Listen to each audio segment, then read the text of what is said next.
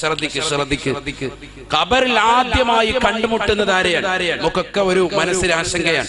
ഈ സഹോദരങ്ങളെ, അടുത്ത സെക്കൻഡിൽ മരിക്കേണ്ടവരല്ലേ? ഞാൻ ഈ പറയുന്ന വിഷയം നമ്മൾ ഇന്ന് മരിച്ചാൽ നാളെ നമ്മുടെ ഖബറിൽ രാവിലെ കാണാനുള്ളതാണ്. ഞാൻ ഇന്ന് മരിച്ചാൽ നാളെ നേരം വെളുക്കുന്നതിന് മുമ്പ് എന്റെ ജനാസ മറവാടും. തീർച്ചയായും നാളത്തെ വൈകുന്നേരത്തിലേക്ക് എന്റെ ജനാസ വെക്കൂല. തീർച്ചയായും എന്റെ വല്യുപ്പ ശൈഖുന തഴവ ഉസ്താദ്, മർഹൂം തഴവ ഉസ്താദ്, അല്ലാഹുവിന്റെ ദറജ ഉയർത്തുമാറാവട്ടെ. വലിയ സാത്വികരായ വ്യക്തിയാണ്. കേരളക്കര എന്നല്ല, ലോകം കണ്ട ഏറ്റവും വലിയ അത്യുന്നത വ്യക്തിയാണ്. മരണപ്പെട്ടു. 2.5 മണിക്കൂർ സമയം അദ്ദേഹം ജനാസ വെച്ചുള്ളൂ. എന്തിനു വേണ്ടി? അദ്ദേഹം കുഴിച്ച് നേരത്തെ തന്നെ തയ്യാർ ചെയ്തു വെച്ച ആ ഖബറിലെ മണ്ണൊന്ന് നീക്കാൻ വേണ്ടി മാത്രമായിട്ടുള്ള സമയം. ആളെ വിളിച്ചു, അതൊന്ന് മണ്ണൊന്ന് മാറ്റി 2.5 മണിക്കൂർ കൊണ്ട് അടക്കി കഴിഞ്ഞു. മയ്യിത്ത് നിസ്കരിച്ച് അടക്കി കഴിഞ്ഞു.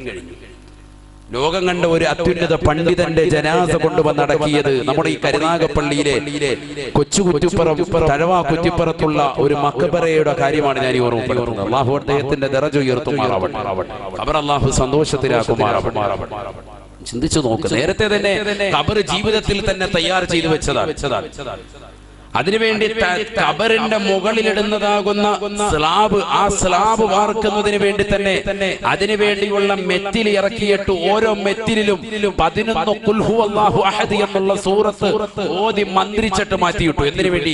ഖുർആൻ ഓതിയതാകുന്ന സ്ഥലത്തേക്ക് പുഴുക്കൾ വരികയില്ല, ഇഴജന്തുക്കൾ സ്പർശിക്കുകയില്ല എന്നുള്ള പരിശുദ്ധ റസൂലിന്റെ അധ്യാപനം നിർത്തി.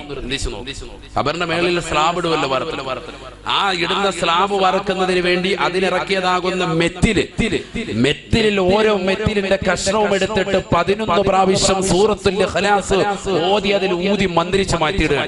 എന്നിട്ട് ഭാര്യയോട് പറഞ്ഞു, നിങ്ങളെ ഖബർ ഞാൻ വേണമെങ്കിൽ റെഡിയാക്കി തരാം. അദ്ദേഹത്തിന്റെ ഭാര്യയോട്, എന്റെ വല്ലുമ്മയോട് പറഞ്ഞു, നിങ്ങളുടെ ഖബർ ഞാൻ റെഡിയാക്കി തരാം, പക്ഷെ ഇതേപോലെ എന്ത് ചെയ്യണം? ഓരോ മെറ്റിലും എടുത്തിട്ട് 11 ഖുൽ ഹുവല്ലാഹു അഹദ് സൂറത്ത് വീതം ഊതി മാറ്റി. അങ്ങനെ രണ്ടുപേരും അങ്ങനെ ചെയ്തു. അവർക്ക് രണ്ടുപേരുടെയും ഖബറിനുള്ള സ്ലാബ് നേരത്തെ വാർത്ത് തയ്യാർ ചെയ്ത് മരണത്തിന് വേണ്ടി തയ്യാറെടുത്തു. രണ്ടുപേരും മരണപ്പെട്ടു. അല്ലാഹു അവരുടെ ഖബർ സന്തോഷത്തിലാക്കട്ടെ. അതിന് തൊട്ടുചാര തന്നെ എന്റെ മാമ ബഹുമാനപ്പെട്ട സഅദുദ്ദീൻ മൗലവി, അല്ലാഹു അദ്ദേഹത്തിന്റെ ദറജ ഉയർത്തി കൊടുക്കുമാറാവട്ടെ. നമ്മൾ മരണപ്പെട്ടു പോയ മുഴുവൻ ഖബർ അല്ലാഹു സന്തോഷത്തിലാക്കട്ടെ. ഈ സമയത്ത് നമ്മൾ അതൊക്കെ ഓർക്കേണ്ടവരാണ്. കാരണം നമ്മൾ പോയി കിടക്കേണ്ടതാണ് ഖബർ. പ്രിയമുള്ള സഹോദരങ്ങളെ, ഞാൻ ഓർമ്മപ്പെടുത്തുന്നത് ഹബീബായ റസൂലുള്ളാഹി സ്വല്ലല്ലാഹു അലൈഹി വസല്ലമ തങ്ങളോട് ഇബ്നു മസ്ഊദ് റളിയല്ലാഹു തആല അൻഹു ചോദിക്കുന്നു, ആദ്യമായി ഖബറിൽ അഭിമുഖീകരിക്കേണ്ടത് ആരെയാണ്? മലക്കുകളെയാണെന്ന് നിങ്ങൾ പറഞ്ഞു. മലക്കുകളെയാണ്. പക്ഷേ ഏത് മലക്കാണ് ആദ്യം വരുന്നത്? പലരും കരുതിയിരിക്കുന്നത് ഖബറിൽ വരുന്നത് മുൻകർ നക്കീർ അലൈഹിസ്സലാം മാത്രമാണെന്നാണ്. പക്ഷേ നബിയുനാ റസൂലുള്ളാഹി സ്വല്ലല്ലാഹു അലൈഹി വസല്ലം തങ്ങൾ പറയുന്നു, ആദ്യമായി ഖബറിലേക്ക് വരുന്നത് മുൻകർ നക്കീർ അലൈഹിസ്സലാം അല്ല. ആദ്യമായി ഖബറിലേക്ക് വരുന്നതിനെ കുറിച്ച് നബി തങ്ങൾ പറയുന്നു, ആദ്യമായിട്ട് ആരാണ് വരുന്നത് എന്നോട് ചോദിച്ചതാകുന്നു ഇബ്നു മസ്ഊദേ, മാ സഅലനി അൻഹു ഇല്ലാ അൻത ഇബ്നു മസ്ഊദ്. ആ ചോദ്യം എന്നോട് ചോദിച്ചത് നീ മാത്രമാണ്. ആദ്യമായിട്ട് എന്നോട് ചോദിച്ചത് നീ തന്നെയാണ്. അതുകൊണ്ട് ഞാനിതാ പറഞ്ഞു തരുന്നു എന്ന് പറഞ്ഞിട്ട് നബി സല്ലല്ലാഹു അലൈഹി വസല്ലം തങ്ങൾ പറഞ്ഞു കൊടുക്കുക.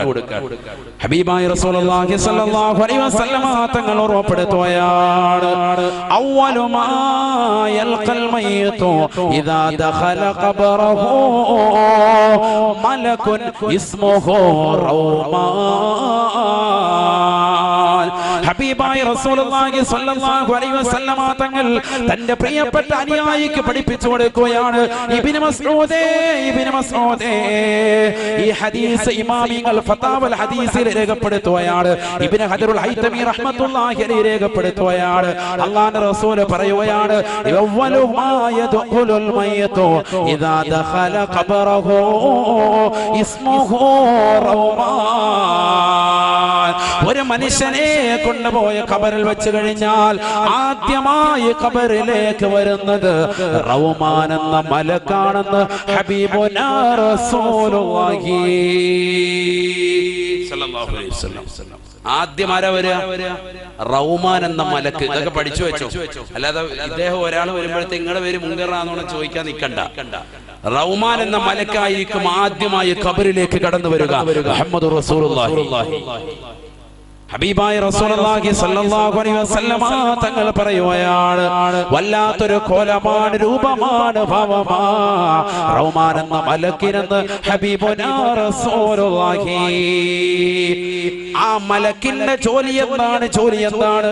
ആ മലക്ക് വന്നുകൊണ്ട് അവനോട് പറയുമത്രേ, യാ അബ്ദല്ലാഹ്, അല്ലാഹുവിന്റെ അടിമയെ, ഉക്തുബ് അമലക, നിന്റെ അമലിനെ നീ രേഖപ്പെടുത്തണേ, നിന്റെ അമല് നീ രേഖപ്പെടുത്തണം. എല്ലാം രേഖപ്പെടുത്തണം, നന്മയും തിന്മയും സർവ്വതും രേഖപ്പെടുത്തണം. നന്മ മാത്രം പോരാ, തിന്മയും രേഖപ്പെടുത്തണം. നമുക്ക് നന്മയാണോ കൂടുതൽ തിന്മയാണോ ചിന്തിക്കും. അള്ളാഹു നമ്മളെ നന്മകൾ അധികരിച്ച കൂട്ടത്തിൽ അള്ളാഹു ഉൾപ്പെടുത്തുമാറാവട്ടെ. ആമീൻ പറ മനുഷ്യന്മാരെ, അള്ളാഹു നമ്മളെ ഉൾപ്പെടുത്തുമാറാവട്ടെ. ദുആ ചെയ്യുമ്പോൾ ആമീൻ പറയണം. പ്രത്യേകിച്ച് 40 പേര് കൂടുന്നിടത്ത് ഇജാബത്തുണ്ടെന്നാണ്. ഇതിപ്പോ എത്ര പേരുണ്ട്? അൽഹംദുലില്ലാ. അതുകൊണ്ട് സ്വീകരിക്കപ്പെടും തീർച്ചയാണ്. ദുആ ചെയ്തിട്ടേ പിരിയാവുള്ളൂ ഇൻഷാ അല്ലാഹ്. ഇന്ന് ലാസ്റ്റ് സമാപന ദിവസം, നാളെ ഞായറാഴ്ചയാണ്. സുഖമായിട്ട് ഇതെല്ലാം കഴിഞ്ഞു പോയി ഒന്ന് വേണേ സുബഹി കഴിഞ്ഞിട്ട് ഉദയം കഴിഞ്ഞ് കുറച്ചു നേരം ഉറങ്ങുകയും ചെയ്യാം. അള്ളാഹു നമുക്ക് ആഫിയത്ത് തരട്ടെ. ഇതൊക്കെ നമ്മുടെ ജീവിതത്തിൽ വല്ലപ്പോഴും കിട്ടുള്ളൂ. ഇതുപോലൊരു സദസ്സ്.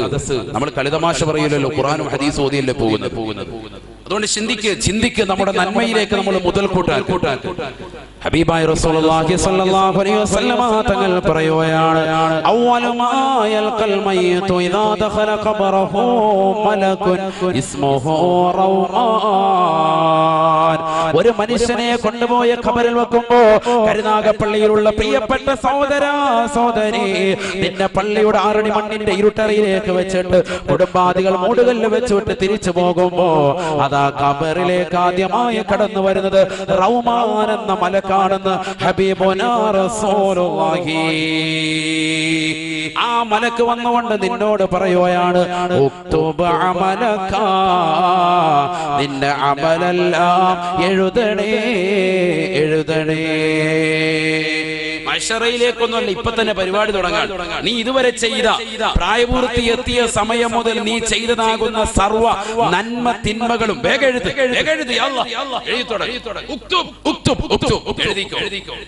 കൽപ്പനക്രിയയാണ്. വേഗം എഴുതി. അബ്ദല്ലാഹ്, അള്ളാന്റെ അടിമയെ വേഗം എഴുതാൻ പറയും. വല്ല പേനയുണ്ട്, കടലാസുണ്ട്, ഒരു സംഭവം ഇല്ല. ഖബറിലല്ലേ ഇരിക്കല്ലേ. ഇപ്പൊ ഇവിടെ വെച്ചാണെങ്കിൽ നമ്മൾ എഴുതാൻ പേപ്പറും പേനയും നിങ്ങളുടെ വാങ്ങി എഴുതാന്ന് പറയാം. ഖബറിനകത്ത് പോയി ഒറ്റയ്ക്ക് കിടക്കാണ്. എവിടെ പേനയും പേപ്പറും ഒന്നുമില്ല. ഖബറിൽ കിടക്കുന്നതാകുന്ന സഹോദര സഹോദരിമാരെ വിളിച്ചു പറയും അത്രേ, യാ മലക്, അല്ലയോ മലക്കേ, യാ മലക് റൗമാൻ, അല്ലയോ റൗമാൻ എന്ന മലക്കേ, മമഈ ദവാതുൻ വലാ ഖിർതാസ്, എന്റെ കയ്യിൽ മഷിക്കുപ്പിയില്ല, എന്റെ കയ്യിൽ കടലാസില്ല. ഞാൻ എങ്ങനെയാണ് എഴുതുന്നത്? പേനയില്ലല്ലോ, കടലാസില്ലല്ലോ. അപ്പോഴാണ് ആ മലക്ക് വിളിച്ചു പറയുന്നത്, റൗമാൻ എന്ന മലക്ക് പറയുകയാണ്, കഫനുക ഖിർതാസുക വയസ്ബഉക ഖലമുക വമിദാദുക റീഖുക. നിന്റെ കഫൻ പുടയില്ലയോ? 3 തുണി കഫൻ പുട നിന്റെ പ്രിയപ്പെട്ട മക്കള് നിനക്ക് വേണ്ടി നൽകിയില്ലയോ? ആകെ കൂടെ നീ ഖബറിലേക്ക് കൊണ്ടുവന്നിരിക്കുന്നത് കഫൻ തുണിയാണ്. 20,000 40,000 കോടിക്കണക്കിന് ലക്ഷക്കണക്കിന് ഡോളർ ദുനിയാവിൽ സമ്പാദിച്ചവനല്ലയോ? കോടിക്കണക്കിന് ധനമുള്ള മനുഷ്യനല്ലയോ? ഇന്ന് ഖബറിലേക്ക് നീ വരുമ്പോ വെറും കയ്യോടെയല്ലയോ വന്നിരിക്കുന്നത്? നിനക്ക് കഫൻ തുണിയല്ലാതെ മറ്റൊന്നുമില്ലല്ലോ. കാതില് സ്വർണ്ണാഭരം അണിഞ്ഞിരിക്കുന്ന പ്രിയപ്പെട്ട ഉമ്മ, കൈവെള്ളയിലതാ മോതിരം അണിഞ്ഞിരിക്കുന്ന പ്രിയപ്പെട്ട സഹോദരി, കൈകാലുകളിൽ സ്വർണ്ണാഭരണങ്ങൾ കൊണ്ട് മൂടി പതച്ചുകൊണ്ട് കല്യാണ ആർഭാടങ്ങൾ കാണിച്ചതാകുന്ന താച്ചേമുക്കിലുള്ള പ്രിയപ്പെട്ട ഉമ്മമാരെ സഹോദരിമാരെ, ഖബറിലേക്ക് പോകുമ്പോ നിനക്കൊന്നുമില്ല. 3 തുണി കഫൻ പുടവ മാത്രമാണ്. ആ കഫൻ പുടവ മാത്രമാണ്. ആ കഫൻ പുടവയെ നോക്കിക്കൊണ്ട് മലക്കുൽ മൗത്ത് പറയുകയാണ്, കഫനുക ഖിർതാസുക, കടലാസിദ, നിന്റെ കഫൻ തുണിയാണ്. ഇനി നിനക്ക് പേനയില്ല എങ്കിൽ, ഇനി നിനക്ക് മഷിയില്ല എങ്കിൽ, ഇതാ മഷി ഞാൻ നിനക്ക് നൽകാൻ പോയാണ്. വയസ്സുബൗക ഖലമുക വമിദാദുക റീഖുക. നിന്റെ വായിലേക്ക് നിന്റെ വിരലെന്നുടനെ നിന്റെ വായിലൂടെ നുരയുണ്ടല്ലോ, പതയുണ്ടല്ലോ, ആ വായിലൂടെ തത്തിക്കളിക്കുന്നതാകുന്ന നുരകളും പതകളുമാണ്, ഉമനീരാണ് നിന്റെ മഷിക്കുപ്പി. നിന്റെ വിരലിന്റെ തുഞ്ചമാണ് പേന. ആ പേനയാകുന്ന നിന്റെ വിരൽ കൊണ്ട് നിന്റെ വായിലൂടെ ഒഴുകി നടക്കുന്ന ഉമനീരിലേക്ക്, മഷിയിലേക്ക് മുക്കിക്കൊണ്ട് കഫൻ പുടയിൽ നീ എഴുതണേ. അല്ലാ അല്ലാ ഫയക്തുബു ഹസനാതിഹി വസയ്യാതിഹി. ഹബീബായ റസൂലുള്ളാഹി സ്വല്ലല്ലാഹു അലൈഹി വസല്ലമ തങ്ങൾ തന്റെ പ്രിയപ്പെട്ട അനുയായികളോട് പറയുകയാണ്, സ്വഹാബത്തെ സാബത്തെ, ഒരു വല്ലാത്ത രംഗമാണ്, ഭീതിതമായ അന്തരീക്ഷമാണ്. ഒരാൾ പോലും തുണയില്ല. ദുനിയാവിൽ ഒരു പേജ് പോലും സ്കൂളിൽ പഠിക്കുന്ന സമയത്ത് ഒരു എസ്സേ എഴുതി തീർക്കാത്ത മനുഷ്യനാണ്. അവന്റെ പ്രായപൂർത്തിയെത്തിയ സമയം മുതൽ അവൻ ആ മരിക്കുന്ന സന്ദർഭത്തിൽ വരെ ചെയ്തതാകുന്ന സകല തിന്മകളും നന്മകളും എഴുതാ തുടങ്ങുമത്രേ. എല്ലാം എഴുതണം, ഒന്നും വിട്ടുകൊടുക്കില്ല. പണ്ട് സ്കൂളിൽ പഠിക്കുമ്പോ, മോഡൽ സ്കൂളിൽ പഠിക്കുമ്പോ എസ്സേ എഴുതുന്നു പറഞ്ഞു ടീച്ചർ പറഞ്ഞിട്ട് അള്ളാഹ് എഴുതാത്ത ഹയവാൻ ഇന്നിപ്പോ ഇവിടെ ഇരുന്ന് എഴുതേണ്ടി വരികയാണ്. അള്ളാഹു നമ്മളെ കാത്തിരക്ഷിക്കട്ടെ. ഒന്ന് ചിന്തിച്ചു നോക്ക് സഹോദരങ്ങളെ, അവസ്ഥ ചിന്തിച്ചു നോക്ക അവസ്ഥ. കബറിൽ ഇരുന്നുകൊണ്ട് എഴുതാൻ, ഒറ്റയ്ക്ക് കബറിൽ നിന്ന് എഴുതാൻ, കഫൻ പുടവിലേക്ക് എഴുതണം, ഉമനീര് വിരൽ മുക്കിക്കൊണ്ട് എഴുതണം. മുഹമ്മദ് റസൂലുള്ളാഹി. ഇതൊക്കെ കബറിൽ നടക്കാൻ പോവാണ്, കബറിൽ സംഭവിക്കുന്നത്. അത് ഇങ്ങനെ ഒരു മലക്കിനെ പറ്റി നമ്മൾ ആദ്യമായിട്ട് കേൾക്കണം. മുങ്കരൻ നക്കീർ എന്നൊക്കെ ഇതുവരെ നമ്മൾ കേട്ടു. ഇതേതാണ്? ഇത് പുതിയതാണല്ലോ? പുതിയതല്ല, ഇത് പഴയത് തന്നെയാണ്, പക്ഷെ നമുക്ക് പുതിയതാണ്. നമ്മളിപ്പോഴാണ് ഇതിനെക്കുറിച്ച് പഠിക്കുന്നത്. ആദ്യമായി കബറിൽ വരുന്ന മലക്കിന്റെ പേര് ഇസ്മുഹു റൗമാൻ. റുമ്മാൻ പഴമല്ല, അതാ നമ്മൾ കഴിച്ചിട്ടുള്ളത്, നമുക്കതേ പരിചയമുള്ളൂ. റൗമാൻ മലക്കിന്റെ പേര്.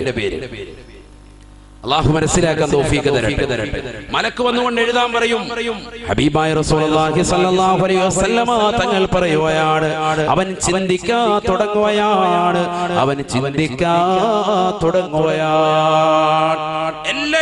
എല്ലാം എഴുതണം. ചെറുപ്പകാലഘട്ടം മുതൽ മുഴുവനും പ്രായപൂർത്തി എത്തിയത് മുതൽ മരിക്കുന്ന സെക്കൻഡ് വരെയുള്ളത് മുഴുവൻ എഴുതാൻ പറയാം. ഇന്നത്തെ ദിവസം രാവിലെ മുതൽ ചെയ്ത് എഴുതാൻ പറയുകയാണെങ്കിൽ ഒരു പക്ഷേ ഓർത്തെടുത്ത് നമുക്ക് എഴുതാൻ കഴിയും. ഇന്ന് രാവിലെ നീ നേരം വെളുത്തത് മുതൽ ചെയ്തത് ഇതുവരെയുള്ളത് എഴുതാൻ പറയുകയാണെങ്കിൽ നമുക്ക് ഒരു പക്ഷേ കഴിയും. അത് തന്നെ എന്താ ഉള്ള അമലൊന്നും ഇല്ല. രാവിലെ നേരം വെളുത്തു, എഴുന്നേറ്റ് എത്ര മണിക്ക്? 8 മണിക്ക് എഴുന്നേറ്റ്. ഉപയില്ല. പിന്നെ ളുഹർ നിസ്കരിക്കുന്നതിന്റെ സമയത്ത് നമ്മൾ കരുനാഗപ്പള്ളി പള്ളിയുടെ അവിടെ ഉണ്ടായിരുന്നു. പക്ഷെ അല്ലാതെ ളുഹർ നിസ്കരിക്കാൻ പറ്റിയില്ല. ഇങ്ങനെ നമ്മുടെ നമസ്കാരത്തിന്റെ കാര്യങ്ങൾ മുഴുവൻ ഒഴിവാക്കി കാര്യങ്ങൾ എഴുതുകയാണെങ്കിൽ പെട്ടെന്ന് കഴിക്കും, അമലൊന്നും ഉണ്ടാവൂല. അല്ലാഹു കാത്തിരക്ഷിക്കട്ടെ. എല്ലാവരുടെയും കാര്യമല്ല, ചില ആളുകൾ നന്നാവാനാണ് ഇത്തരത്തിലുള്ള വാഴ. അല്ലാഹു അവരെയും നമ്മളെയും എല്ലാവരെയും സ്വാലിഹീങ്ങളിലും സ്വാലിഹാത്തുകളിലും ഉൾപ്പെടുത്തി അനുഗ്രഹിക്കുമാറാവട്ടെ. ഒന്ന് ചിന്തിച്ചു നോക്ക് സഹോദരങ്ങളെ, 15ാമത്തെ വയസ്സ് മുതൽ അന്ന് മുതൽക്കാണ് നിനക്ക് പ്രായപൂർത്തി എത്തി എന്ന നിലയ്ക്കാണെങ്കിൽ, പുരുഷനെ സംബന്ധിച്ചിടത്തോളം, സ്ത്രീകളെ സംബന്ധിച്ചിടത്തോളം അവളുടെ ഏജ് മുതൽ ചിന്തിച്ചു നോക്ക്. ഇതുവരെയുള്ള സമയം അത്രയും നമ്മൾ ചെയ്ത നന്മകൾ എന്തൊക്കെ, തിന്മകൾ എന്തൊക്കെ എഴുതാൻ പറ്റുമോ? പക്ഷെ ഖബറിൽ അവനത് മുഴുവനും ഓർമ്മ നൽകുമെന്ന് മുഹമ്മദ് റസൂലുള്ളാഹി. മുഴുവനും എഴുതും, എല്ലാം എഴുതും. ഒരൊറ്റ അമല് പോലും വിട്ടുപോകാതെ കഫം കൂടെ മുഴുവനും എഴുതി ചേർക്കുമെന്ന് മുഹമ്മദ് റസൂലുള്ളാഹി. സാധേ അത് എഴുതാനാണെങ്കിൽ കഫം പുട തികയത്തില്ലല്ലോ. അങ്ങനെയാണെങ്കിൽ എന്നെ ഒരു 50 കഫം പുടയിൽ അടക്കണം ഉസ്താദ്, വസിയത്ത് ചെയ്യണേ. കാരണം ഇത് എഴുതി തീരത്തില്ല. കാരണം അതിന് മാത്രം ഉണ്ട് നമ്മുടെ ഇല്ല, അത് വേണ്ട. 3 കഫം പുടയിൽ മുഴുവൻ തീർപ്പിക്കും. അല്ലാഹു വിശാലമാക്കും. ഡോക്ടർ ഡെയ്ൽ എന്ന് പറയുന്ന ഒരു വലിയ തത്വചിന്തകൻ, അദ്ദേഹം പറഞ്ഞു 500 പേജുള്ള പുസ്തകം എഴുതാൻ കഴിയും ഒരു വ്യക്തി 2 ആഴ്ച സംസാരിക്കുന്ന അവന്റെ സംസാരങ്ങൾ എഴുതി വെച്ചാൽ. എത്ര പേജുള്ള? 500 പേജുള്ള പുസ്തകം എഴുതാൻ കഴിയും. 2 ആഴ്ചത്തെ നമ്മുടെ സംസാരം മാത്രം ഒന്ന് കുറിച്ചു വെച്ചാൽ മതി, 500 പേജുണ്ടാവും. അദ്ദേഹം പറയാം. ഒരുപാട് ആളുകൾ അദ്ദേഹം പരീക്ഷണം നടത്തിയിട്ട് അദ്ദേഹം എഴുതി വെച്ചാൽ കറക്റ്റാണ് പറഞ്ഞത്. കാരണം ഈ നാവ് വെറുതെ ഇങ്ങനെ കലവിലെ ശബ്ദിച്ചുകൊണ്ടിരിക്കുകയാണ്, ഒരിക്കലും അടങ്ങിയിരിക്കൂല. ഇതിന്റെയൊക്കെ നാളെ ഹിസാബിടപ്പെടും. അല്ലാഹു കാത്തിരക്ഷിക്കട്ടെ. ഇതൊക്കെ എഴുതാൻ പറയാം. എല്ലാ നന്മകളും തിന്മകളും എഴുതി വെക്കാൻ പറയും ഖബറിൽ വെച്ച്. ചിന്തിച്ചു നോക്കി എത്ര നന്മകളാണ് നമുക്കുള്ളത്. തിന്മയാണോ കൂടുതലുള്ളത്, നന്മയാണോ കൂടുതലുള്ളത്? ഹബീബായ റസൂലുള്ളാഹി സ്വല്ലല്ലാഹു അലൈഹി വസല്ലമ തങ്ങൾ പറയുകയാണ്, ഫയക്തുബു ഹസനാതിഹി വസയ്യാതിഹി കയൗമിൻ വാഹിദ്. ഒരൊറ്റ ദിവസത്തെ നന്മകൾ തിന്മകൾ മുഴുവനും പോലെ ആ നന്മ തിന്മകൾ മുഴുവനും അവൻ എഴുതുമത്രേ, എഴുതി വെക്കുമത്രേ എന്ന് ഹബീബുനാ റസൂലുള്ളാഹി. 15ാമത്തെ വയസ്സ് മുതൽ അവനെ കാണിച്ചു കൂട്ടിയതാകുന്ന സകല തിന്മകളും എഴുതുകയാണ്. അവൻ സിനിമാ തിയേറ്ററിലേക്ക് ഓടിയത്, അവൻ മോശപ്പെട്ട സിനിമകൾ കാണാൻ തന്റെ കൂട്ടുകാരുമായി കറങ്ങി നടന്നത് എല്ലാം എഴുതി വെക്കുകയാണ്. തന്റെ മാതാപിതാക്കളുടെ പണം ഹറാമായ രീതിയിൽ അപഹരിച്ചെടുത്തത്, പാപ്പയുടെ പോക്കറ്റിൽ നിന്ന് പണം അടിച്ചു മാറ്റിയത്, ഉമ്മയറിയാതെ ഉമ്മയുടെ കമ്മല് അടിച്ചു മാറ്റി കൊണ്ടുപോയി പണയം വെച്ചത്, ഹറാമാകുന്ന സിനിമകൾ കണ്ടു തീർത്തത്, അശ്ലീലമാകുന്ന പുസ്തകങ്ങൾ വായിച്ചു തീർത്തത്, എല്ലാം അവൻ എഴുതുകയാണ്. നമസ്കരിക്കാതെ നടന്നവനല്ലയോ, നോമ്പ് പിടിക്കാതെ നടന്നവനല്ലയോ, കള്ളു കുടിച്ചുകൊണ്ട് നടന്നവനല്ലയോ, കൂട്ടുകാര് മുഖേന ലഹരി നുണഞ്ഞുകൊണ്ട് നടന്നവനല്ലയോ, ഇഞ്ചക്ഷൻ വെച്ചുകൊണ്ട് നടന്നവനല്ലയോ, ലഹരി പദാർത്ഥങ്ങൾ കടിമമായിപ്പെട്ടവനല്ലയോ, ബ്ലൂ വൈൽ പോലെയുള്ളതാകുന്ന ഗെയിമുകൾക്ക് അടിമപ്പെട്ടുകൊണ്ട് ജീവിച്ചവനല്ലയോ, സ്വന്തം ശരീരത്തെ നശിപ്പിച്ചവനല്ലയോ, വ്യഭിചാരശാലകൾ തേടിക്കൊണ്ട് ഇറങ്ങിപ്പോയ മനുഷ്യനല്ലയോ, വിവാഹത്തിന് മുമ്പേ തന്നെ ആ സുന്ദരമാക്കപ്പെട്ട ജീവിതത്തിലേക്ക് കാത്തു സൂക്ഷിക്കേണ്ട കന്യകത്വം നശിപ്പിച്ചതാകുന്ന പെണ്ണല്ലയോ, ട്രെയിനിൽ വെച്ച് ബസ്സിൽ വെച്ച് കാമുകന്മാരുമായി ചുംബന സമരത്തിൽ ഏർപ്പെട്ടവളല്ലയോ, പാർക്കുകളിലും മാളുകളിലും പോയിരുന്ന് സമയങ്ങളെ ചെലവഴിച്ചവരല്ലയോ, ഇങ്ങനെ ലോകത്ത് അശ്ലീലതയുടെ ലോകം ഏതൊക്കെയുണ്ടോ ആ ലോകത്തേക്കല്ല ഇറങ്ങിപ്പോയ സഹോദര, ഇറങ്ങിപ്പോയ സഹോദരി, അന്ന് തിന്മകൾ മുഴുവനും ഒരു ഭാഗത്ത് രേഖപ്പെടുത്തുകയാണ്, മറുഭാഗത്ത് മുഴുവനും നിന്റെ നന്മകൾ രേഖപ്പെടുത്തുകയാണ്. നീ നമസ്കാരമുള്ളവനായിരുന്നെങ്കിൽ, നീ നോമ്പ് പിടിച്ചവനാണെങ്കിൽ, നീ സക്കാത്ത് കൊടുത്തവനാണെങ്കിൽ, നീ പാവങ്ങൾക്കറിയാതെ ഒരു കൈവറിയാതെ ഇടത്തെ കൈയറിയാതെ വലത്തെ കൈകൊണ്ട് സ്വതക്ക നൽകിയവനാണെങ്കിൽ, നീ പരിശുദ്ധ കഅബാലയം കൺകുളിർക്ക് കാണാൻ സൗഭാഗ്യം കിട്ടിയവനാണെങ്കിൽ, പാവങ്ങൾക്ക് നിരാലംബർക്ക് അവലംബമായി നിരാശ്രയർക്ക് ആശ്രയത്വം കൊടുത്ത് നിന്റെ ജീവിതത്തെ ധന്യമാക്കാൻ നിനക്ക് കഴിഞ്ഞിട്ടുണ്ടെങ്കിൽ, ആ നന്മകൾ മുഴുവനും നീ മറുഭാഗത്ത് രേഖപ്പെടുത്തുമത്രേ ഒരൊറ്റ ദിവസം കൊണ്ടെന്ന് ഹബീബുനാ റസൂലുള്ളാഹി സ്വല്ലല്ലാഹു അലൈഹി വസല്ലം. ഇതൊക്കെ ഖബറിൽ നടക്കുന്ന സംഭവങ്ങളാണ്. ഖബറിൽ നടക്കുന്ന സംഭവങ്ങളാണ്. ഈ നന്മകൾ മുഴുവനും തിന്മകൾ മുഴുവനും എഴുതിയത് മുഴുവനും ചുരുട്ടാൻ പറയും. അവന്റെ കഫമുട മുഴുവൻ ചുരുട്ടെടുക്കാൻ പറയും. എന്നിട്ട് അവന്റെ തോളിലേക്ക് വെച്ച് കൊടുക്കും. ആര് പറയാൻ? ഹബീബ് റസൂലുള്ളാഹി. അതാണ് പരിശുദ്ധ ഖുർആൻ പറഞ്ഞത്. ഖുർആൻ നമ്മൾ ഓതണ്ടേ, പഠിക്കണ്ടേ? വകുല്ലു ഇൻസാൻ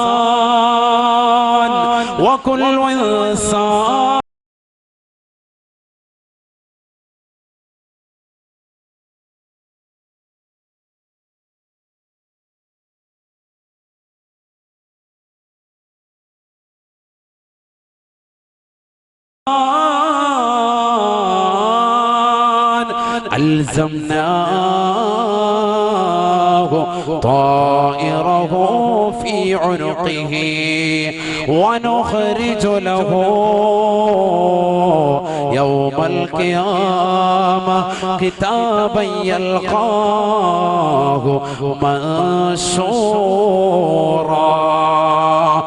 اقرأ كتابك اقرأ كتابك كفى بنفسك عليك اليوم حسيبا. പരിശുദ്ധമായ ഖുർആനിലൂടെ അല്ലാഹു പറയുകയാണ്, ഖബറിൽ നടക്കുന്ന സംഭവങ്ങളെ കുറിച്ച് പറഞ്ഞിട്ട് അല്ലാഹുവിന്റെ റസൂൽ ഓതി കൊടുക്കുകയാണ്, വകുല്ലു ഇൻസാൻ, ഖബറിൽ കിടക്കുന്ന മനുഷ്യനോട് നന്മ തിന്മകൾ രേഖപ്പെടുത്താൻ റഹ്മാൻ എന്ന മലക്ക് വന്നുകൊണ്ട് പറയുമ്പോ അവന്റെ കഫംപുടയിലേക്ക് തന്റെ ഉമനീര് വിരൽ മുക്കിക്കൊണ്ട് എല്ലാ നന്മകളും എല്ലാ തിന്മകളും രേഖപ്പെടുത്തിയതാകുന്ന മനുഷ്യന് നാളെ മഹ്ശറിലേക്ക് വിളിയാളം വരുമ്പോ അവനെ മഹ്ശറിലേക്ക് കൊണ്ടുപോകുന്നത് അവന്റെ കഫംപുടി മുഴുവനും ചുരുട്ടി തോളത്ത് വെച്ചു കൊടുക്കുകയാണ്. നഗ്നനായിട്ട് പോയാണ്, നഗ്നപാതകനായിട്ട് പോയാണ്. ഇടാൻ ചെരുപ്പില്ല, ധരിക്കാൻ വസ്ത്രമില്ല, ഉടുതുണിക്ക് മറുതുണിയില്ലാതെ മഹ്ശറിലേക്ക് ഹുഫാതൻ ഉറാതൻ ഉറലാ യഹ്ശുറുൻ നാസ് ഹുഫാതൻ ഉറാതൻ ഉറലാ. നഗ്നപാതരായി നഗ്നവസ്ത്രരായി അവരതാ പടച്ച റബ്ബിന്റെ ദർബാറിലേക്ക് മഹ്ശറിലേക്ക് തെളിക്കുകയത്രേ. ആ സമയത്ത് അവന്റെ തോളത്തേക്ക് അവൻ ഖബറിൽ വെച്ച് എഴുതിയതാകുന്ന നന്മതിന്മകളുടെ പാണ്ഡക്കെട്ടുകൾ എടുത്തു വെക്കുമെന്ന് പരിശുദ്ധ ഖുർആൻ. അതുമായി നാളെ പടച്ച റബ്ബിന്റെ ദർബാറിലേക്ക് എത്തുമ്പോ അവന്റെ കയ്യിലേക്ക് അല്ലാഹു കിതാബ് നൽകുകയാണ്, കിതാബ് നൽകുകയാണ്. ഇഖ്റഉ കിതാബക. അവൻ ആ കഫൻ തുണിയിൽ എഴുതിയിരുന്ന മുഴുവൻ കാര്യങ്ങളും ക്രോഡീകരിച്ച് ഗ്രന്ഥമായി പ്രിന്റ് ചെയ്ത് അവന്റെ കയ്യിലേക്ക് നൽകുമത്രേ. അവൻ ദുനിയാവിൽ നമസ്കരിച്ചവനാണ്, ദുനിയാവിൽ നല്ല പ്രവൃത്തി ചെയ്തവനാണ്, ദുനിയാവിൽ സൽപ്രവൃത്തി ചെയ്തവനാണ് എങ്കിൽ അവന്റെ വലത് കയ്യിലേക്ക് കൊടുക്കുകയാണ്. ദുനിയാവിൽ മോശപ്പെട്ട പ്രവർത്തനമാണ് അവൻ ചെയ്തതെങ്കിൽ അവന്റെ ഇടത് കൈ അവന്റെ നെഞ്ചിലൂടെ കയറ്റി അവന്റെ പിൻഭാഗത്തേക്ക് കൊണ്ടുവന്ന് അവന്റെ പിറത് കയ്യിൽ കൊടുക്കുമെന്ന് ഹബീബുനാ റസൂലുള്ളാഹി. വഅമ്മാമൻ ഊതിയ കിതാബഹു ബിശിമാലി ഫയഖൂലു യാ ലൈതനി ലം ഊത കിതാബിയാ വലം അദ്രി മാ ഹിസാബിയാ യാ ലൈതഹാ കാനതിൽ ഖാദിയാ. ആ രംഗത്തെ കുറിച്ചുകൊണ്ടാണ് പരിശുദ്ധമായ ഖുർആനിലൂടെ അല്ലാഹു ഓർമ്മപ്പെടുത്തുന്നത്. ഇടത് കൈ അവന്റെ നെഞ്ചിലൂടെ തുളച്ച് അവന്റെ പിൻഭാഗത്തേക്ക് കൊണ്ടുവന്ന് ആ കയ്യിലെങ്ങാണ് മേട് കൊടുക്കപ്പെട്ടാൽ നഊദു ബില്ലാഹ് അവനൊരു രക്ഷയുമില്ല, അവൻ ഹതഭാഗ്യവാനാണ്, അവൻ തീർച്ചയായും നരകത്തിലാണ്. അവൻ വിളിച്ചു പറയും അത്രേ, യാ വൈലത്താ, എന്റെ നാശമേ, എന്റെ വിരഹമേ, എന്റെ ദുഃഖമേ, എന്റെ പ്രയാസമേ, ലം ഊത കിതാബിയാ, എനിക്ക് കിതാബ് നൽകപ്പെടാതിരുന്നെങ്കിൽ എത്ര നന്നായിരുന്നു. വലം അദ്രി മാ ഹിസാബിയാ, എന്ത് വലിയ ഹിസാബിലേക്കാണ്, എന്തൊരു മോശപ്പെട്ട വിചാരണയിലേക്കാണ് എന്നെ കൊണ്ടുപോകുന്നത് റബ്ബേ എന്നവൻ വിളിച്ചു പറയുമത്രേ. കാരണം അവന് തീർച്ചയാണ് അവൻ നരകത്തിലേക്കാണ്, നരകത്തിലേക്കാണ്. അല്ലാഹു കാത്തിരക്ഷിക്കട്ടെ. സത്യത്തിൽ മരണത്തോടു കൂടിയാണ് നമുക്ക് ബോധം ഉദിക്കുക. മരണത്തോടു കൂടിയാണ് ബോധം ഉദിക്കുക. എങ്ങനെയാണ് നമുക്കല്ലെങ്കിൽ ഇതുവരെ നമുക്ക് ബോധമില്ല, നമ്മളേതോ സ്വപ്നരോഗത്താണെന്നുള്ള ചിന്താഗതിയാണ്. മരണത്തോടുകൂടി ബോധം വരും. കാരണം അപ്പോഴാണ് മരിക്കുന്ന സന്ദർഭത്തിൽ അസ്രായിൽ അലൈഹിസ്സലാമിനോട്, മലക്കുൽ മൗത്തിനോട്, അവന്റെ കൂട്ടാളികളാകുന്ന 500-ലധികം മലക്കുകളോട് നമ്മൾ കേണപേക്ഷിച്ചുകൊണ്ട് ചോദിക്കുമാണ്. ആ സമയത്ത് നമ്മൾ ചോദിക്കും, ബോധം വന്നു, അഖിർനി ഇലാ യൗമി യുബഅസൂൻ റബ്ബി അഖിർനി, എന്നെ ഒന്ന് അടുത്ത സമയത്തേക്കൊന്ന് പിന്തിക്കണേ എന്ന് മരണമാസന്നമാകുന്ന മനുഷ്യൻ വിളിച്ചു പറയുന്നുവെന്ന് പരിശുദ്ധ ഖുർആൻ. കാരണം അപ്പോഴാണ് ഒരു ബോധം വന്നത്. ഇത്രയും നാളത്തെ ജീവിതം കളിതമാശയായിരുന്നില്ല, ഉസ്താദുമാർ പറഞ്ഞതുപോലെ തന്നെ വാസ്തവമായിരുന്നു, മരണം സുനിശ്ചിതമാണ്. അപ്പോഴാണ് ബോധം വരുന്നത്. അതുവരെ ഇങ്ങനെ നമ്മൾ രസിച്ചു നടക്കും. ഇങ്ങനെ തന്നെയാണ് ഖബറിലും എത്തുമ്പോൾ ഒരു വല്ലാത്ത ആദിയാണ്. ഇത് തന്നെയാണ് മഹ്ശറയിലും കിതാബ് കൊടുക്കപ്പെടുമ്പോൾ വിളിച്ചു പറയും. ആ സമയത്താണ് പറയുന്നത്, യാ ലൈതനാ ലം ഊത കിതാബിയാ, പടച്ച റബ്ബേ എന്തൊരു ബുദ്ധിമുട്ടാണ്, എനിക്ക് കിതാബ് നൽകപ്പെടാതിരുന്നെങ്കിൽ വളരെ നന്നായിരുന്നു എന്നവൻ ആ സമയത്ത് വിളിച്ചു പറയുമെന്ന് വിശുദ്ധ ഖുർആൻ. ഇതുപോലെ തന്നെ നരകത്തിലേക്ക് ഇടുമ്പോഴും അവൻ വിളിച്ചു പറയും, പടച്ച റബ്ബേ എന്നെ ഈ നരകത്തിൽ നിന്ന് മോചിപ്പിച്ചിരുന്നെങ്കിൽ. അതായത് പിന്നീട് അങ്ങോട്ട് മുഴുവനും ഓർമ്മ വരികയാണ്. മരണത്തോടുകൂടിയായിരിക്കും ഓർമ്മ വരിക. പക്ഷെ ആ ഓർമ്മ ഇപ്പോൾ തന്നെ നമുക്ക് വരണം. അതിനുവേണ്ടിയാണ് പരിശുദ്ധമായ ഖുർആൻ നമ്മളെ അടിക്കടി മരണത്തെക്കുറിച്ച് ഓർമ്മപ്പെടുത്തുന്നത്. മരണത്തെക്കുറിച്ച് ഓർമ്മപ്പെടുത്താൻ അല്ലാഹുവിന്റെ റസൂൽ സല്ലല്ലാഹു അലൈഹി വസല്ലമ തങ്ങളോടും ആജ്ഞാപിക്കുന്നത്. നബിതങ്ങൾ തന്നെ പറഞ്ഞല്ലോ, നിങ്ങൾ മരണത്തെക്കുറിച്ച് എപ്പോഴും ചിന്തിക്കണേ, മരണത്തെക്കുറിച്ച് നിങ്ങൾ എപ്പോഴും ചിന്ത അധികരിപ്പിക്കണേ. സർവ്വ സുഖങ്ങളും ആസ്വാദനങ്ങളും മുറിച്ചു കളയുന്ന മരണത്തെ പറ്റി നിങ്ങൾ എപ്പോഴും ചിന്തിച്ചു കൊണ്ടിരിക്കണേ. മുഹമ്മദ് റസൂലുള്ളാഹി. അല്ലാഹു മനസ്സിലാക്കാൻ തൗഫീഖ് തരട്ടെ. കയ്യിലേക്ക് ഏട് കൊടുക്കുമ്പോൾ തന്നെ ഏകദേശം കാര്യം തിരിയും. വലത് കയ്യിലാണ് കൊടുക്കുന്നതെങ്കിൽ സ്വർഗ്ഗത്തിൽ തന്നെയാണ്. അല്ലാഹു കൂട്ടത്തിൽ നമ്മളെ ഉൾപ്പെടുത്തുമാറാവട്ടെ. ഇടത് കയ്യിലാണെങ്കിൽ തീർച്ച നഷ്ടമാണ്, ഹതഭാഗ്യമായ ഒരു കൂട്ടത്തിലാണ്. അല്ലാഹു നമ്മളെ അക്കൂട്ടത്തിൽ നിന്ന് നമ്മളെയും കൂട്ടുകുടുംബാദികളെയും ബന്ധുമിത്രാദികളെയും അല്ലാഹു കാത്തിരക്ഷിക്കുമാറാവട്ടെ. ഹബീബായ റസൂലുള്ളാഹി സ്വല്ലല്ലാഹു അലൈഹി വസല്ലമ തങ്ങൾ ഓർമ്മപ്പെടുത്തുകയാണ്, ആ ഖബറിലേക്ക് അവൻ കടന്നു കഴിയുമ്പോ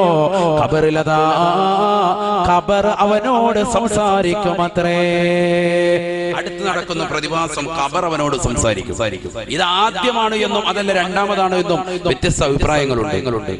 ഒരു മനുഷ്യൻ ഖബറിലേക്ക് ചെല്ലുമ്പോൾ ഖബർ അവനോട് സംസാരിക്കും. അതെങ്ങനെയാ ഉസ്താദേ? നമുക്ക് ഈ നാവിനെ സംസാരശേഷി ആരാ തന്നത്? അല്ലാഹുവാണ്. ഈ നാവ് പോലെ എത്ര അവയവങ്ങളുണ്ട് നമ്മുടെ കയ്യിലൊക്കെ. കൈ എന്താ സംസാരിക്കാത്തത്? ഈ കൈക്ക് നാളെ പടച്ചറബിന്റെ ദർബാറിൽ എത്തുമ്പോൾ സംസാരിക്കാനുള്ള ശേഷി കൊടുക്കും, അല്ലേ? അല്ലൗമ നഖ്തിമു അലാ അഫ്വാഹിഹിം വതുകല്ലിമുനാ ഐദീഹിം വതശ്ഹദു അർജുലുഹും ബിമാ കാനൂ യക്സിബൂൻ. സൂറത്ത് യാസീനിലില്ലേ? കൈകാലുകൾ അല്ലാഹു സീലി വെക്കും, നാവിനെ അല്ലാഹു സീലി വെക്കും. കൈകാലുകൾക്ക് സംസാരിക്കാനുള്ള ശേഷി അല്ലാഹു ഇട്ടുകൊടുക്കും. അപ്പൊ ഇന്ന് സംസാരിക്കാനുള്ള ഈ നാവിന്റെ ശേഷിയെ നാളെ മഹ്ശറിൽ അല്ലാഹു എടുത്തു കളഞ്ഞിട്ട് കൈക്ക് സംസാരിക്കാനുള്ള ശേഷിയും കാലിന് അതിന് സാക്ഷി നിൽക്കാനുള്ള ശേഷിയും അല്ലാഹുവാണ് നൽകുന്നത്. അതുകൊണ്ട് ഖബർ മണ്ണ് നമ്മളോട് സംസാരിക്കുന്നു എന്നുള്ളതിന് നമ്മളാരും എതിര് പറയേണ്ടതില്ല. അത് നമ്മുടെ അവയവങ്ങൾ കൊണ്ട് തന്നെ വ്യക്തതയാണ്. അല്ലാഹു നമുക്ക് മനസ്സിലാക്കാൻ തൗഫീഖ് നൽകട്ടെ. നബി തങ്ങൾ പറയാ, قال رسول الله صلى الله عليه وسلم إن القبر ليكلم العبد إذا وضع فيه.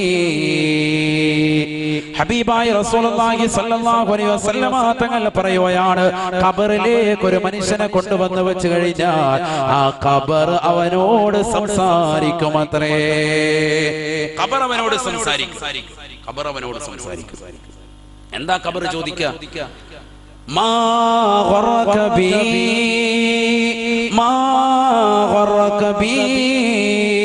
അന ബൈതുദ്ദൂദ്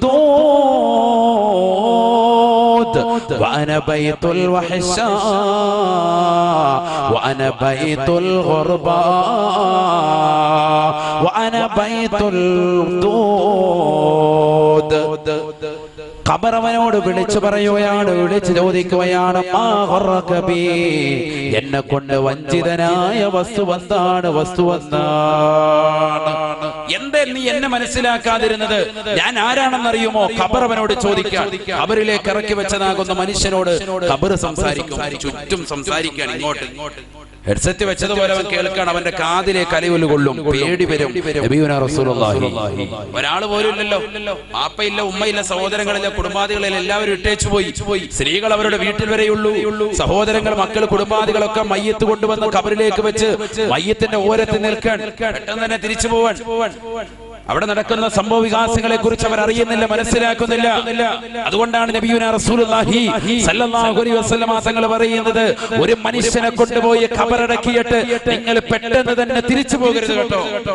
ഒരു ഒട്ടകത്തെ അറുത്ത് അതിന്റെ മാംസം ദാനം ചെയ്യുന്ന സമയം അത്രയെങ്കിലും ആ മയ്യത്തിന്റെ സ്ഥലത്ത് നിങ്ങൾ നിൽക്കണമെന്ന് മുഹമ്മദ് റസൂലുള്ളാഹി സല്ലല്ലാഹു അലൈഹി വസല്ലം.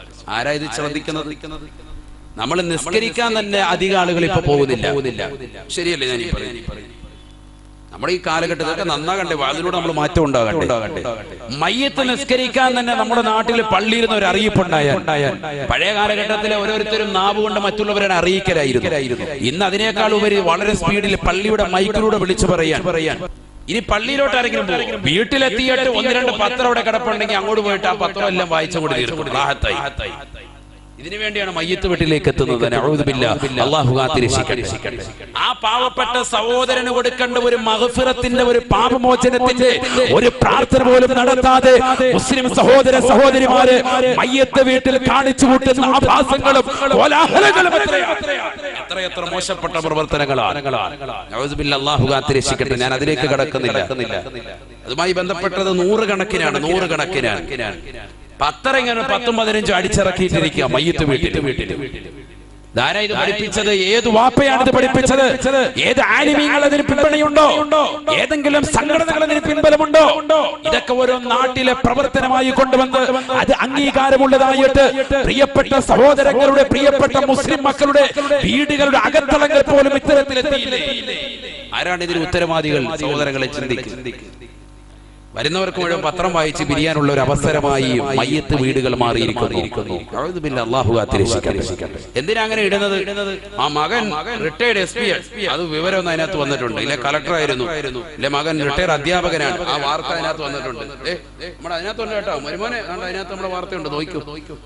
ഇതാ സംഭവം. എല്ലാവർക്കും പേരെടുക്കണം. അതിനുവേണ്ടിയുള്ള അതിനുവേണ്ടിയുള്ള മരണ വാർത്തകൾ ജനങ്ങൾ അറിയിക്കുക. മരിക്കുന്നതിന് മുമ്പ് തന്നെ മരിക്കാൻ പോകുന്ന വ്യക്തിയുടെ അഡ്രസ് മുഴുവൻ എഴുതി അദ്ദേഹത്തിന്റെ കുടുംബാദികളിൽ ലിസ്റ്റ് എഴുതി വെക്കുന്ന ആളുകൾ പത്രത്തിൽ കൊടുക്കാൻ. ഇതൊക്കെ ഇന്ന് സമുദായത്തിൽ നടക്കുന്നതാണ്. നഊദു ബില്ലാഹ്, അല്ലാഹു കാത്തിരക്ഷിക്കട്ടെ. ചിന്തിച്ചു നോക്ക് സഹോദരങ്ങളെ. ഖബറിലേക്ക് ഒരു മനുഷ്യനെ കൊണ്ടുപോയി വെക്കുമ്പോ ആ ഖബറിൽ നടക്കുന്ന ഭീമാകാരമാകുന്ന രംഗങ്ങൾ ഓർത്തൊന്ന് കണ്ണീർ പൊഴിക്കാൻ, ഒന്ന് പൊട്ടിക്കരയാൻ, ഒരു സാലിഹാകുന്ന മയ്യിത്തായിട്ട് എനിക്കൊന്ന് മാറണമെന്ന് ചിന്തിക്കാൻ, എന്റെ പ്രിയപ്പെട്ട ഉമ്മ മരണപ്പെട്ടു പോയി, ആ ഉമ്മയോടൊപ്പം നാളെ പള്ളിക്കാട്ടിൽ 6 അടി മണ്ണിന്റെ ഇരുട്ടറയിൽ ഞാനും പോയി കടക്കേണ്ടതാണെന്നുള്ള ചിന്തയോടുകൂടി ഉമ്മയ്ക്ക് വേണ്ടി പരിശുദ്ധമാക്കപ്പെട്ട ഖുർആൻ ഓതി ഹത്മ ചെയ്തുകൊണ്ട് ഹദിയാക്കാൻ ഇന്ന് സാലിഹ്യങ്ങളാകുന്ന മക്കളില്ലാതെ പോകുന്ന കാലഘട്ടം. നഊദു ബില്ലാഹ്, അല്ലാഹു നമ്മളെ കാത്തിരക്ഷിക്കട്ടെ. എവിടെ എത്തിയിരിക്കുന്നു സഹോദരങ്ങളെ? ആ ഖബറിലേക്ക് ചെല്ലുമ്പോൾ അവസ്ഥയാണ് പറയുന്നത്. ഖബർ വിളിച്ചു ചോദിക്കുക, ഖബർ സംസാരിക്കും. അന ബൈത്തുദ്ദൂദ് വഅന ബൈത്തുൽ വഹ്ശാ വഅന ബൈത്തുൽ ഗുർബാ. ഞാനതാ പുഴുക്കളുടെ വീടാണ്, ഏകാന്തതയുടെ ഭവനമാണ്, ഒറ്റപ്പെടലിൻ്റെതാകുന്ന ദിവസമാണ്, ഒറ്റപ്പെടലിൻ്റെതാകുന്ന കുടിലാണ്, വീടാണ്. എന്നെ കുറിച്ച് നീ എന്താണ് കരുതിയത്? എന്നെ കുറിച്ച് നീ എന്താണ് വിചാരിച്ചത്? നീ എന്താണ് എന്നെ കുറിച്ച് മനസ്സിലാക്കിയത്? അന ബൈത്തുദ്ദൂദ്, ഞാൻ പുഴുക്കളുടെ വീടാണ്, വഅന ബൈത്തുൽ വഹ്ശാ, ഞാൻ ഒറ്റപ്പെടൽ വീടാണ്, വഅന ബൈത്തുൽ ഗുർബാ, ഒരാള് പോലും തുണയില്ലാത്തതാകുന്ന ഒറ്റയ്ക്ക് കഴിയേണ്ട ഭവനമാണ്. അതുകൊണ്ടല്ലേ ഉസ്മാൻ ഇബ്നു അഫ്ഫാൻ റളിയല്ലാഹു തആല അൻഹു ഖബറെന്ന് കേൾക്കുമ്പോൾ പൊട്ടിക്കരയുന്നത്? ഉസ്മാൻ ഇബ്നു അഫ്ഫാൻ തങ്ങളോട് ചോദിക്കപ്പെട്ടു പോയി, മായുബ്കീക യാ ഉസ്മാൻ, എന്തിനാണ് ഉസ്മാനെ നിങ്ങൾ ഖബർ കാണുമ്പോൾ കരയുന്നത്, ഖബർ കേൾക്കുമ്പോൾ കരയുന്നത്? ഉസ്മാൻ ഇബ്നു അഫ്ഫാൻ റളിയല്ലാഹു തആല അൻഹു പറയുകയാണ്, ഇന്നഹു അവ്വലു മൻസിലിൻ ഫിൽ മനാസിലിൽ ആഖിറ. ഞാൻ ഖബർ കേൾക്കുമ്പോൾ, ഖബർ കാണുമ്പോൾ കരയാനുള്ള കാരണം അത് മറ്റൊന്നുമല്ല സഹാബത്തെ. ഖബർ എന്ന് പറയുന്നത് ആഖിറത്തിലേക്കുള്ള ആദ്യത്തെ ഭവനമാണ്. ഫഇൻ തൻജു മിൻഹാ തൻജു മിൻ ദി അളീമതി വഇല്ലാ ഫഇന്നി ലാ ഖാലൂക നാജിയാ. ഉസ്മാൻ ഇബ്നു അഫ്ഫാൻ റളിയല്ലാഹു തആല അൻഹു ഖബറിന്റെ സമീപത്ത് എത്തിയിട്ട് പൊട്ടിക്കരഞ്ഞുകൊണ്ട് ഖബറാളികളോട് വിളിച്ചു പറയുമായിരുന്നു അത്രേ. അദ്ദേഹം വിളിച്ചു പറയുമായിരുന്നു അത്രേ, ഫഇൻ തൻജു മിൻഹാ തൻജു മിൻ ദി അളീമതി വഇല്ലാ ഫഇന്നി ലാ ഖാലൂക നാജിയാ. അല്ലയോ പ്രിയപ്പെട്ട സഹോദരാ, ഖബറിൽ കിടക്കുന്ന സഹോദരാ സഹോദരി, ഈ ഖബറിൽ നിന്ന് നീ രക്ഷപ്പെട്ടു കഴിഞ്ഞാൽ നീ എല്ലാ പ്രശ്നങ്ങളിൽ നിന്നും, എല്ലാ പ്രയാസങ്ങളിൽ നിന്നും നീ രക്ഷപ്പെട്ടവനാണ്. ഈ ഖബറിൽ നിന്ന് നീ രക്ഷ പ്രാപിച്ചില്ല എങ്കിൽ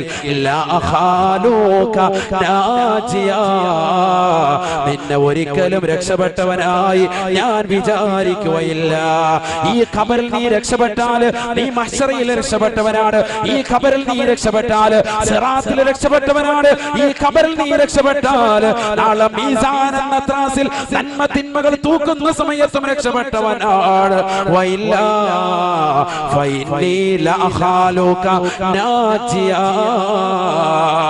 ഇല്ല ഇല്ല, നീ ഖബറിൽ നിന്ന് രക്ഷപ്പെട്ടില്ല എങ്കിൽ ഖബറിന്റെ ഇടുക്കത്തിൽ നിന്ന്, അതിന്റെ ഞെരുക്കത്തിൽ നിന്ന്, അതിന്റെ പ്രയാസത്തിൽ നിന്ന്, അതിന്റെ നൊമ്പരത്തിൽ നിന്ന്, അതിന്റെ വിഷമത്തിൽ നിന്ന്, അതിന്റെ ദുഃഖത്തിൽ നിന്ന്, അതിന്റെ വിരഹത്തിൽ നിന്ന്, അതിന്റെ ചോദ്യോത്തരങ്ങളിൽ നിന്ന് നീ രക്ഷപ്പെട്ടില്ല എങ്കിൽ ഫൈനി ലഅഖാലുക നാജിയാ, നിന്നെ ഒരിക്കലും രക്ഷപ്പെട്ടവനായി ഞാൻ വിചാരിക്കുകയില്ല. ബഹുമാനപ്പെട്ട ഉസ്മാൻ ഇബ്നു അഫ്ഫാൻ റളിയല്ലാഹു അൻഹു മാനവர்கள் ഖബറിന്റെ അടുക്കൽ എത്തിയിട്ട് ഇത് പാടുമായിരുന്നു. ഖബറെന്നു കേട്ടാൽ തൽക്ഷണം നേടേണ്ടതാ, കണ്ടാലുടൻ വാ വിട്ടു നീ കരയേണ്ടതാ. മേടയ്ക്ക് പകരം മാളമാ സുബ്ഹാന, മേടയ്ക്ക് പകരം മാളമാ സുബ്ഹാന. റബ്ബി അതിൽ കിടക്കേണ്ടതാണ് സമാന. തഴവ ഉസ്താദ് അല്ലാഹുവിന്റെ ദറജ ഉയർത്തുമാറാവട്ടെ. ഈ അൽമവാഹിബുൽ ജലിയ വീട്ടിലുള്ളവരെന്ന് കൈപൊക്കിക്കേ, ഒന്ന് കൈപൊക്കിക്കേ. അൽഹംദുലില്ലാഹ് അൽഹംദുലില്ലാഹ്, അല്ലാഹു കബൂലാക്കട്ടെ, സ്വീകരിക്കട്ടെ. അതൊക്കെ എല്ലാ വീട്ടിലും വേണ്ടതാണ്. വല്യുപ്പ അത് രചിച്ചതാണ്, അതാണ് എന്റെ ഏറ്റവും വലിയ ബന്ധം. പക്ഷെ ലോകത്തുള്ള മുഴുവൻ ആലിമീങ്ങളും അത് ഏറ്റെടുത്തു പോയി, സാധാരണക്കാരും അത് ഏറ്റെടുത്തിട്ടുണ്ട്. ഒരുപാട് ഉമ്മമാരുടെ ഹൃദയത്തിൽ അത് വലിയ പാഠമാണ്.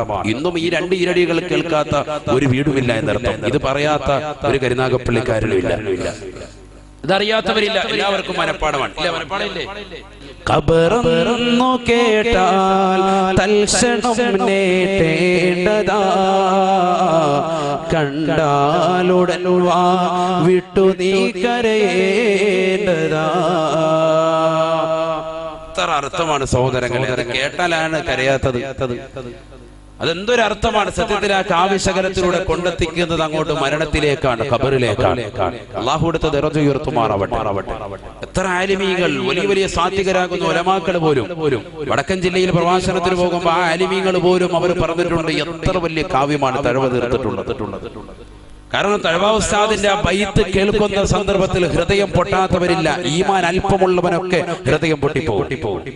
കാരണം ഇന്ന് ദുനിയാവിൽ ആർഭാടകരമാകുന്ന ജീവിതം നയിക്കുന്ന നമ്മൾ ഖബറിൽ പോയി കിടക്കാനുള്ളവരാണ്. മേടയ്ക്ക് പകരം മാളമാ സുബ്ഹാന,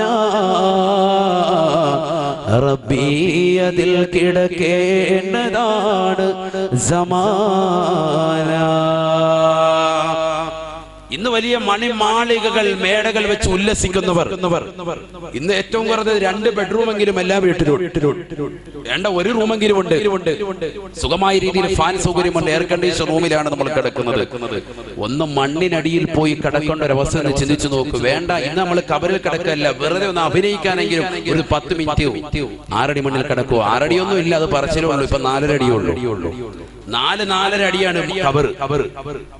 ആ 4.5 അടി മണ്ണ് കബർ കുഴിച്ചിട്ട് അതിലൊരു 10 മിനിറ്റ് ഒന്ന് കടക്കാൻ, പകൽ വെളിച്ചത്തിൽ കടക്കാൻ പോലും നമ്മൾ തയ്യാറാവൂല. കാരണം എന്താ? നമുക്ക് അത്രത്തോളം ഈർഷ്യയാണ്, ബുദ്ധിമുട്ടാണ്, പ്രയാസമാണ്. ചിന്തിച്ചു നോക്കാം, കബറിൽ പോയി നമ്മൾ ഒറ്റയ്ക്ക് കിടക്കണ്ടേ? എന്താ ചിന്തിക്കാത്തത് സഹോദര? എന്താ ചിന്തിക്കാത്തത്? നമ്മൾ എന്താ ചെയ്തിട്ടുള്ളത്? നന്മ. അതൊരു മാളമല്ലേ, ഖബറല്ലേ, ഒരു കൂരിരുട്ടല്ലേ, ഇരുട്ടല്ലേ. ഖബറിനകത്തേക്ക് വരുമ്പോ ഇരുട്ടാണ്. ആ ഖബറിൽ എന്താണ് നമ്മൾ വെളിച്ചമായി കൊണ്ടുപോയിട്ടുള്ളത്? ബഹുമാനപ്പെട്ട അബൂദർ ഗിഫാരി റളിയല്ലാഹു തആല അൻഹു ഹബീബായ റസൂലുള്ളാഹി സ്വല്ലല്ലാഹു അലൈഹി വസല്ലമ തങ്ങളോട് ചോദിക്കുകയാണ്, യാ റസൂലല്ലാഹ് ഔസിനി, അല്ലാഹുവിന്റെ റസൂലേ എനിക്കൊന്ന് ഉപദേശം നൽകണേ, എനിക്കൊരു വസിയത്ത് നൽകണേ എന്ന് ലോകത്തിന്റെ നായകനോട് ബഹുമാനപ്പെട്ട അബൂദർ ഗിഫാരി തങ്ങൾ ചോദിക്കുമ്പോ ഹബീബായ നബി തങ്ങൾ പറയുകയാണ്,